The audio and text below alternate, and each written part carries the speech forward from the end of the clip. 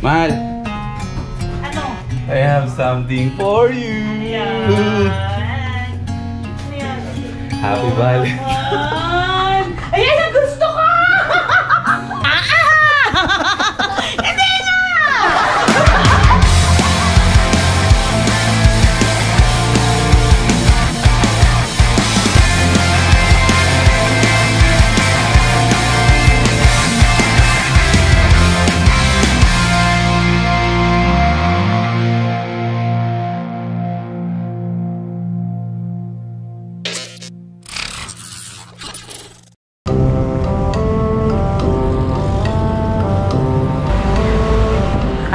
Ito ang Valentine's gift sa akin ni Madam Prisha. So, na-surprise ako na dumating na to kanina. Actually, hindi ko sinasabi sa kanya yan na gusto ko yan kasi gagamitin ko yun sa Philippine look.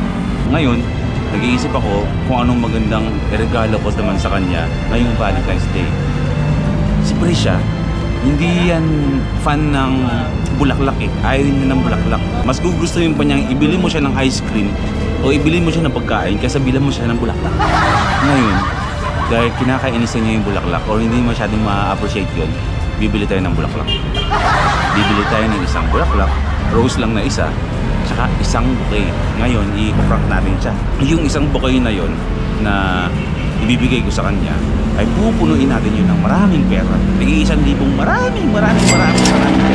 Ang hindi niya alam, yung nilagay ko na pera din sa bulaklak na yun, eh hindi ko pera. Pera niya. Okay ba yun bro? Okay ba yun naisip ko?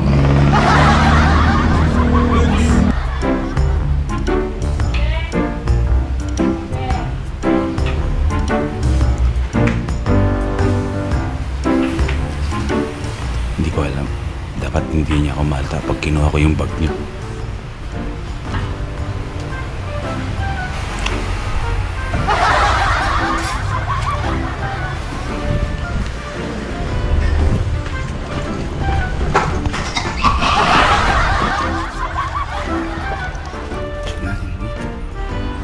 Ba't ako magbibigay ng pera sa kanya?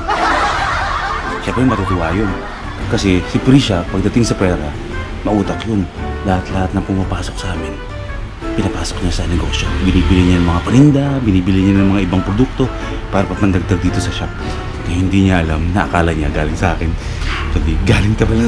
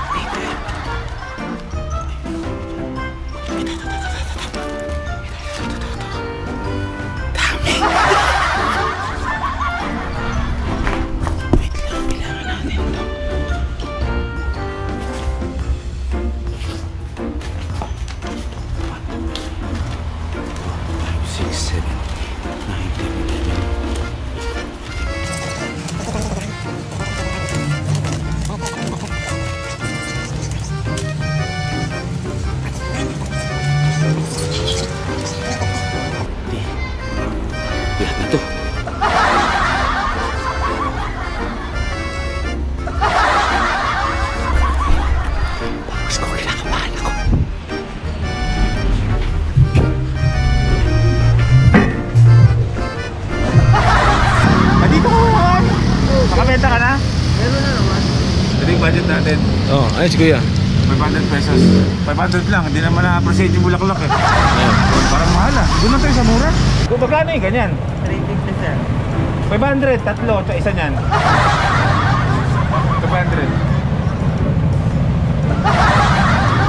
Dito ka bumili. Ayun, meron pa eh. Pumayag ba? Hindi ka lugi.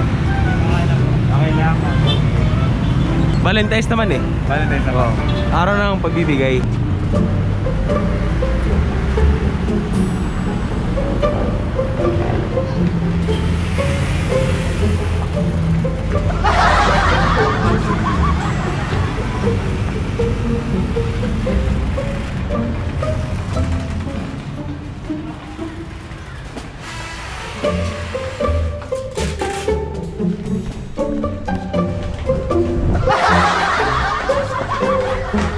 Yeah, Ikaw mo silip-silipin mo bro ha.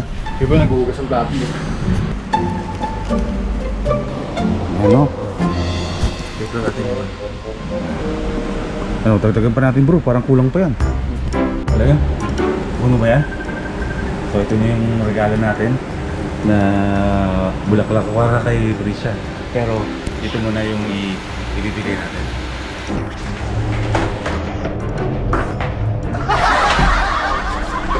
Mahal.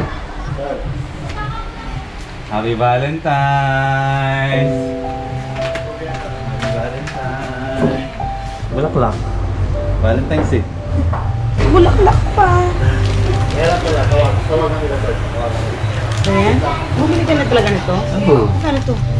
150. Ay, ha? Pagkain. Wala naman ako ano sa bulaklak eh.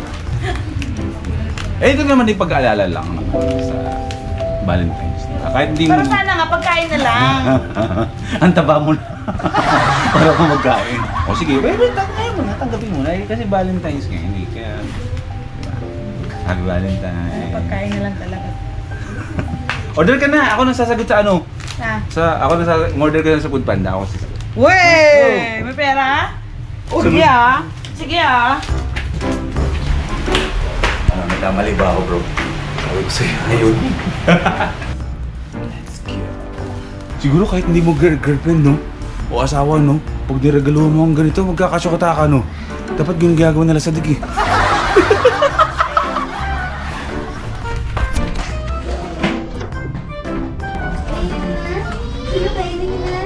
Mahal, Ano?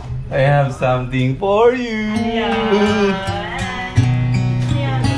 Happy Valentine's. Ayan ang gusto ko! Oh my God. Hindi nga akin to? Hindi, akin. Mamaya paghahati-hatihan namin mga kaibigan namin, inom kami, di ba, bro? Tama. Hindi nga akin to. Oo. Sure ka? Oh. Sa akin na to?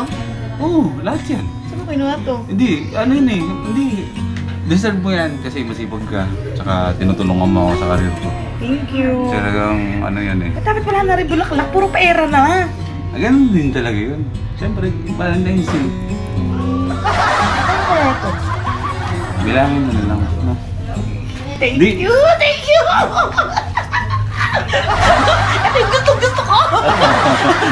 Diba? Oo naman, siyempre talagang bibigay ko sa'yo yan. Ayos ba? Oo, thank you. Happy Valentine's. Happy Valentine's din. Dami na ang pera!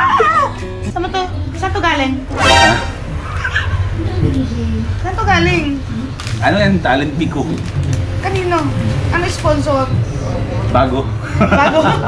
Hindi nga ito totoo! Talent. Saan to galing? Ba't yung may pera eh? Wala ka namang pera. It was at this moment that he knew. He fucked up. Wala akong pera. Kaso may pera sa bag mo eh. Hindi nga! Oo, pera mo yan. Hindi nga! It's a prank! Ulo!